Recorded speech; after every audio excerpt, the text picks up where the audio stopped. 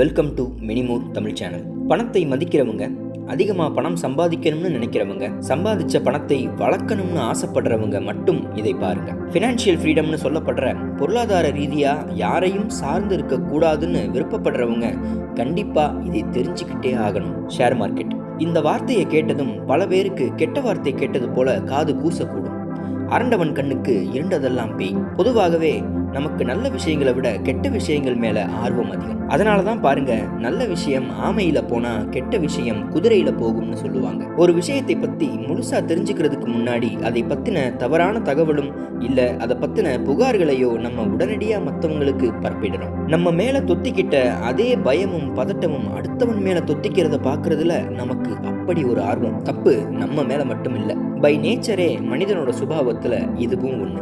Share market, பங்குச்சந்தை, பேருக்கு ஏத்த மாதிரியே இது பங்குகளை வாங்கி விற்கிற மார்க்கெட், அவ்வளவுதான். முதல்ல பங்குகள்னா என்னன்னு பார்ப்பதற்கு முன்னாடி இந்த மார்க்கெட்ல என்ன நடக்குது அப்படிங்கிறத நம்ம பார்ப்போம். இப்போ நாம ஒரு தொழில் தொடங்கணும் அப்படின்னா நம்ம அந்த பணத்தை எப்படியெல்லாம் அரேஞ்ச் பண்ணுவோம்? நம்ம கையில் இருக்கிற பணம், நகை இதெல்லாம் வச்சு அரேஞ்ச் பண்ணலாம். இல்லைன்னா பக்கத்தில் இருக்கிற பேங்க்ல லோன் வாங்கலாம். இதுவே ஒரு பெரிய நிறுவனம் தன்னுடைய தொழிலை விரிவுபடுத்த ஆசைப்படுதுன்னு வச்சுக்கோங்க.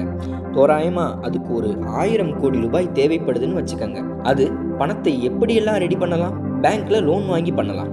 ஆனா நமக்கே தெரியும், எந்த ஒரு தொழிலும் தொடங்கின அந்த மாசத்துலயோ அடுத்த மாசத்துல இருந்தோ வருமானம் கொடுக்கறது இல்லை.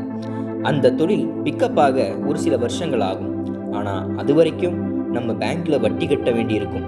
வருமானமே இல்லாம வாங்கின கடனுக்கு வட்டி கட்டுற மாதிரி இருக்கும். இதை தவிர்ப்பதற்காக பெரும்பாலும் பெரிய நிறுவனங்கள் என்ன செய்யும்னா, தன்னுடைய நிறுவனத்தோட அன்றைய மதிப்பு, உதாரணமா அந்த பெரிய நிறுவனத்தோட மதிப்பு அன்னைக்கு தேதியில 1000 கோடி ரூபாய்னு வச்சுக்கோங்க, அதை சமமா பிரிக்கும். இந்த ஒவ்வொரு பிரிவுக்கும் பேரு தான் பங்குகள். எடுத்துக்காட்டா சொல்லணும்னா 1000 கோடி ரூபாய் மதிப்புள்ள நிறுவனத்தை 1000 கோடி பங்குகளா பிரிக்கலாம். அப்போ அந்த நிறுவனத்தோட ஒரு பங்குடைய விலை என்ன? 1 ரூபாய்.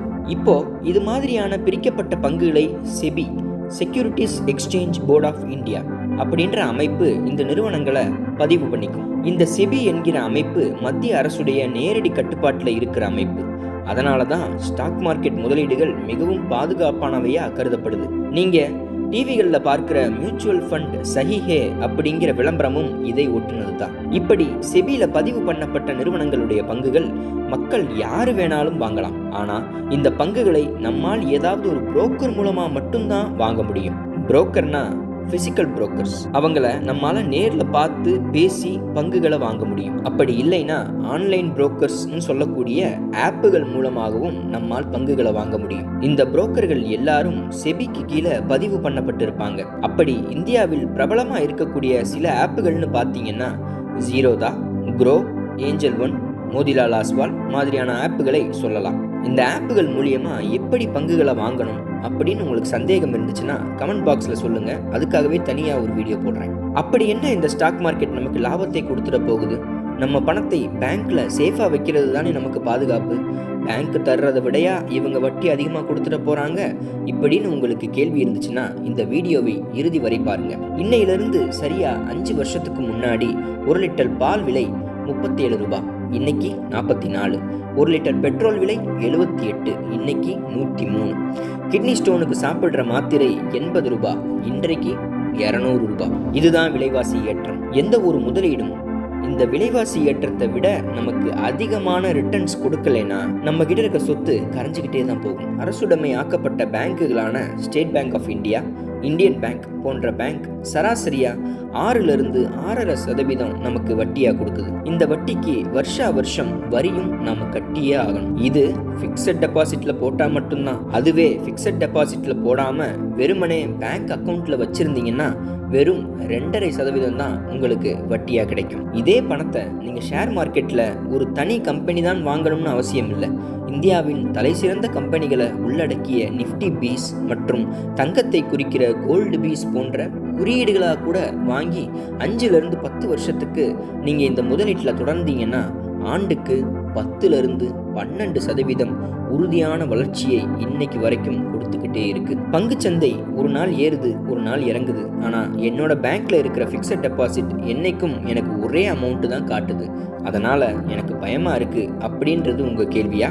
இதுக்கு பதில் நம்ம முன்னமே பார்த்த மாதிரி பங்குகளை வாங்குவது விற்கிறதுங்கிறது ஒரு தொடர்ச்சியான சம்பவம். உலகத்தில் உள்ள அத்தனை பேரும் இதில் கலந்துப்பாங்க. வெளிநாட்டு முதலீட்டாளர்களால் கூட இந்திய பங்குகளை வாங்க முடியும். இப்படி தினந்தோறும் கோடிக்கணக்கான பேர் அந்த பங்குகளை வாங்க விற்கன்னு இருக்கிறதால நிமிஷத்துக்கு நிமிஷம் பங்குகளோட விலை ஏறவும் இறங்கவும் செய்யுது. மேலும் பங்குச்சந்தைங்கிறது ஒன்றுக்கொன்று தொடர்புடையது.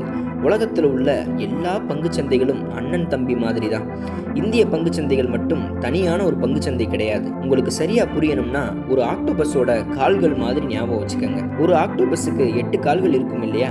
அது மாதிரி தான் ஒவ்வொரு நாட்டோட பங்குச்சந்தையும். எந்த ஒரு நாட்டோட பங்குச்சந்தை அடி வாங்கினாலும் மொத்தமாக அந்த ஆக்டோபஸுக்கு வலிக்கிற மாதிரி எல்லா பங்குச்சந்தைகளும் கொஞ்சம் அவதிப்பட தான் வேணும். அதனால தான் அமெரிக்காவுடைய பிரசிடென்ட் எலெக்ஷனுக்கும் இந்தியாவோட பங்குச்சந்தை ரியாக்ட் பண்ணும். ஐரோப்பாவில் ஏற்படுற பொருளாதார மந்த நிலைக்கும் இந்திய பங்குச்சந்தைகள் செயலாற்றும். பங்குச்சந்தைகளை பொறுத்த வரைக்கும் ஒரே புரிதல் தான்.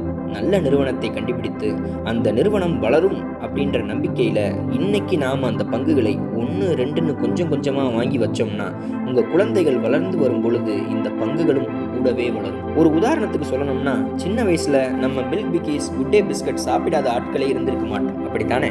ஆனால் இன்னைக்கு அந்த பிரிட்டானியா நிறுவனம் எத்தனை விதமான புதிய பிஸ்கட்டுகள், புதிய ரஸ்க் வகைகள் மற்றும் புதிய குளிர்பான வகைகள்னு அறிமுகப்படுத்தி இருக்கு. அன்னைக்கு நம்ம கிட்ட ஒரு பிரிட்டானியா பங்கு இருந்திருந்தா இன்னைக்கு அதோட மதிப்பு பல 100 மடங்கு அதிகரித்திருக்கும். இதுதான் பங்குச்சந்தையோட தாரக மந்திரம். ஒரு நல்ல பங்கை கண்டுபிடிக்கணும், அந்த பங்கை பொறுமையா 1-2ன்னு வாங்கி வைக்கணும்.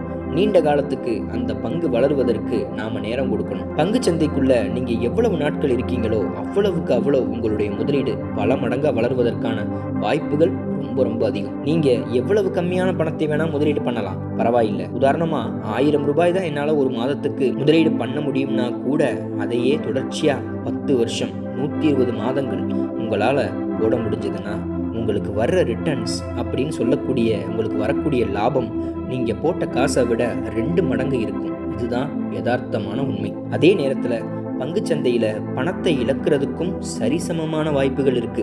நான் முன்னாடியே சொன்ன மாதிரி நீங்கள் தேர்ந்தெடுக்கிற பங்குகள் ரொம்ப முக்கியம். 100 ஆண்டுகள் கடந்து நம்ம இந்தியாவில் இருக்கக்கூடிய நிறுவனங்கள் நிறைய இருக்கு.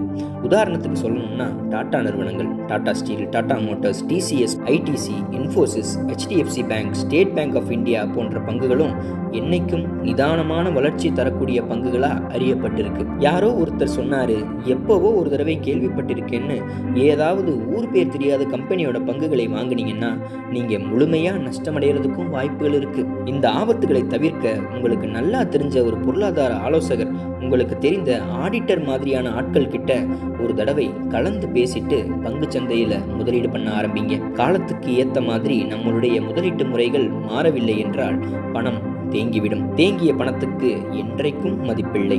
நாளாக பணத்துடைய மதிப்பு குறைஞ்சிக்கிட்டே தான் போகும். பணத்தோட மதிப்பை பெருக்கணும்னா அந்தந்த காலகட்டத்துக்கு ஏற்ற மாதிரி இருக்கக்கூடிய முதலீட்டு முறைகளை நாம் கற்றுக்கிட்டு மாறிக்கிட்டே இருக்கணும். மண் உண்டியல்லையும் கடுகு டப்பாக்கள்லையும் சேர்த்து வைக்கப்பட்ட காசுகள் எப்படி பேங்க்கில் தஞ்சம் புகுந்துச்சோ அதே மாதிரி இப்போ பேங்க்கில் இருக்கிற பணம் பங்குச்சந்தையில் தஞ்சம் புக வேண்டியது காலத்தின் கட்டாயம்.